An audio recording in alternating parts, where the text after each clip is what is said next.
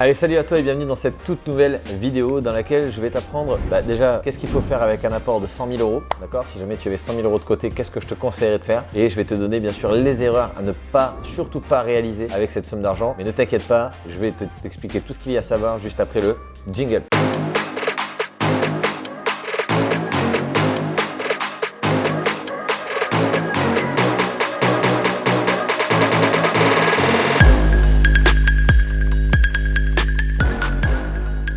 Allez, c'est parti. Donc du coup on rentre dans le vif du sujet. Qu'est-ce qui s'est passé? Alors du coup tu as eu un héritage de 100 000 €, tu as vendu un bien immobilier, tu as 100 000 € ou tu as travaillé très dur, tu as 100 000 €, bref tu as 100 000 € sur ton compte. Ils sont là, ils te regardent, tu les regardes et tu te dis qu'est-ce que je vais en faire? Il faut que je les place, il faut que je fasse quelque chose de cet argent. J'ai pas envie de le dépenser n'importe comment, j'ai pas envie de le mettre dans une voiture, d'ailleurs très mauvais choix. J'ai pas envie d'aller d'acheter n'importe quoi et tu as raison. Et tu te dis tiens je vais investir dans l'immobilier. Première chose qui va te passer par la tête quand on va investir dans l'immobilier et qu'on a 100 000 € sur le compte, on va se dire bah tiens c'est 100 000 € ce que je vais faire si j'achète un bien à 200 000, je vais injecter 100 000 € dedans, comme ça j'aurai un crédit plus bas et je vais pouvoir justement profiter de plus de revenus locatifs et être sûr en tout cas d'être tranquille. Donc ça peut être une stratégie, d'accord, comme prendre les 100 000 € et les jeter par la fenêtre, ça peut être une stratégie ça aussi, ou prendre les 100 000 € et partir à Ibiza et revenir sans un copec, c'est une stratégie aussi également. Est-ce que c'est la meilleure? J'en suis pas persuadé. Je vais t'expliquer pourquoi. Aujourd'hui si tu veux, on ne parle pas d'investissement en résidence principale et encore même là je ne te le conseillerais pas, mais si tu veux dans l'investissement d'une résidence principale, si jamais tu devais utiliser 100 000 € et les bloquer dedans, la question qu'il faut que tu te poses, c'est si je bloque cet argent dans ma résidence principale, qu'est-ce qu'il va me rapporter finalement en retour sur investissement? Comment on calcule un retour sur investissement? C'est-à-dire aujourd'hui, si je bloque 100 000 € dans un investissement, en combien de temps je vais pouvoir récupérer cette somme d'argent dans ma poche? Ça va être la façon dont vous allez calculer le retour sur investissement. Exemple, si jamais j'achète ma résidence principale 200 000 € et que je mets 100 000 € d'apport, que je revends mon bien immobilier dans 5 ans et que j'ai fait une plus-value de 50 000, c'est un exemple, hein, d'accord? Quoi qu'il arrive, je n'ai pas eu un retour sur investissement de 100 000 €, j'ai eu un retour d'investissement de 50 000 € puisque j'ai bloqué ma somme de 100 000 € pendant 5 ans et mon retour sur investissement pour gagner 50 000 € a mis 5 ans. Donc pour gagner 100 000 € il m'aurait fallu 10 ans. C'est un exemple, d'accord? C'est combien de temps je vais mettre pour faire générer la même somme que je viens d'investir pour les récupérer en fait la somme dupliquée.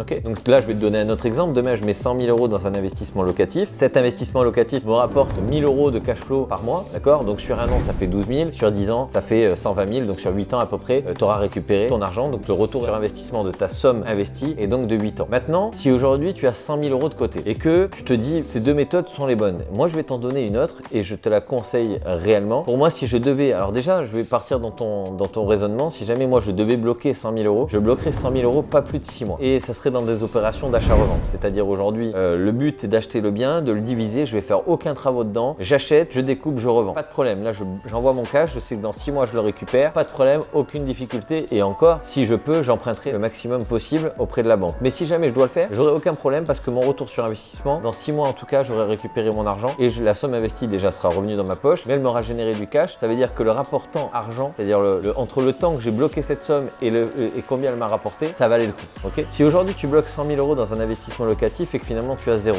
demain si tu as besoin de cette somme d'argent pour x ou y raison, il faudra que tu revendes le bien, hein, d'accord? Puisque tu disposes plus de ces fonds. Deuxièmement, si demain tu bloques toute cette somme d'argent à l'intérieur de ton investissement locatif et que finalement tu veux demain réinvestir dans l'immobilier mais que tu n'as plus d'apport, finalement tu es bloqué. Si aujourd'hui tu veux comprendre le mécanisme de l'investissement immobilier, voilà moi ce que je te conseillerais de faire. Je prendrais ces 100 000 €, je les diviserais en 10, d'accord? Et plutôt que d'investir avec un seul bien où je bloquerais 100 000 €, je ferais 10 biens à 100 000 € dans lesquels je mettrais 10 000 € d'apport qui représentent les 10% que la banque te réclame pour pouvoir investir. Alors oui, tu vas me dire Jérémy c'est bien beau sur le papier mais tu sais on est bloqué par les 35%, blablabla. Bon, ça c'est vrai et c'est faux, hein. On va commencer étape par étape en tout cas dans cette vidéo. Je vais pas rentrer dans tous les sujets mais sache que les 35% ce n'est pas une règle absolue, c'est une règle sur laquelle les banques ont un pouvoir de dérogation. C'est une règle qui ne rentre pas en ligne de compte si jamais tu as un reste à vivre à 5%, si également tu as déjà investi dans l'immobilier, si tu investis en société plutôt qu'en nom propre. Donc la règle n'est pas tout à fait vraie. Bon, je ferai peut-être une autre vidéo là-dessus, mais en tout cas, voilà, ça tu peux le balayer en tout cas, au moins mets-le dans un coin de ta tête, reste pas bloqué là-dessus. Sache que si aujourd'hui en tout cas avec 100 000 €, tu mets 10 000 € d'apport dans 10 projets, si je calcule bien, si avec 100 000 je fais 10 fois un projet dans lequel j'investis 10 000 € et que je lève 10 fois 100 000, finalement je suis millionnaire immédiatement, d'accord? Donc si aujourd'hui, on comprend bien le mécanisme, c'est que cette somme d'argent doit te servir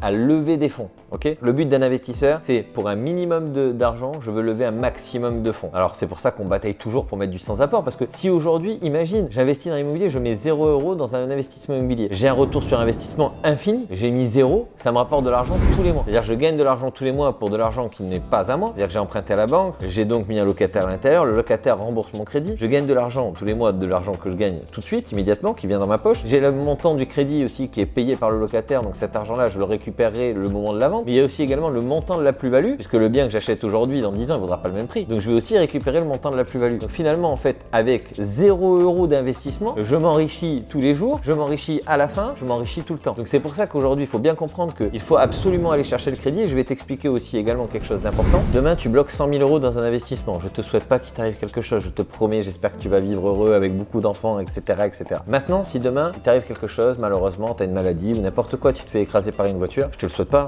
mais ça peut arriver, tout peut arriver, d'accord? Ce bien dans lequel tu as bloqué 100 000 €, admettons que tu as 100 000 € de crédit, ce crédit de 100 000 € va être remboursé. Le bien, donc du coup, peut-être va être vendu, certainement, et tu récupéreras donc les 100 000 €, ta famille récupérera les 100 000 € plus les 100 000 € qui ont été remboursés. Maintenant, dis-toi, sur ces 100 000 €, tu les divises en 10, ok? Et tu achètes 10 biens à 100 000 €. Ces 10 biens à 100 000 €, tu as pris des assurances avec ton crédit. Donc, c'est-à-dire que demain, si t'arrive quelque chose, ta famille va pas récupérer 100 000, elle va récupérer 1 million, puisque tu as pris les assurances décès, invalidité, perte totale d'autonomie, qui font partie de la plupart des crédits, d'accord?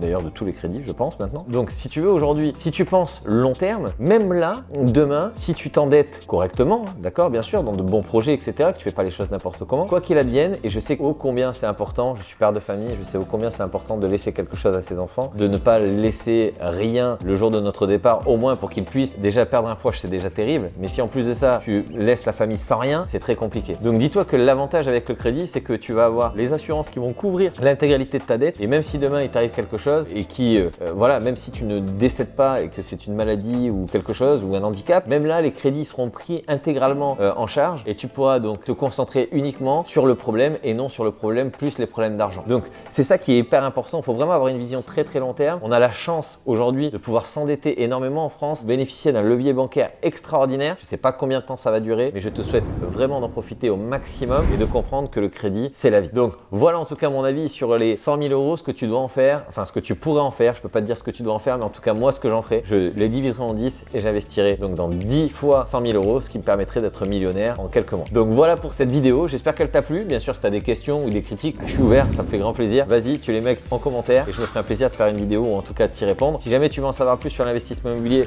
tu cliques juste en dessous, tu vas retrouver un bouton sur lequel tu vas retrouver une formation entièrement gratuite. Donc pas de souci, tu t'inscris, c'est gratuit et je te donne encore plein de tips comme celui-ci. Et en attendant, je te dis bien sûr à très vite dans une autre vidéo. Ciao, bye.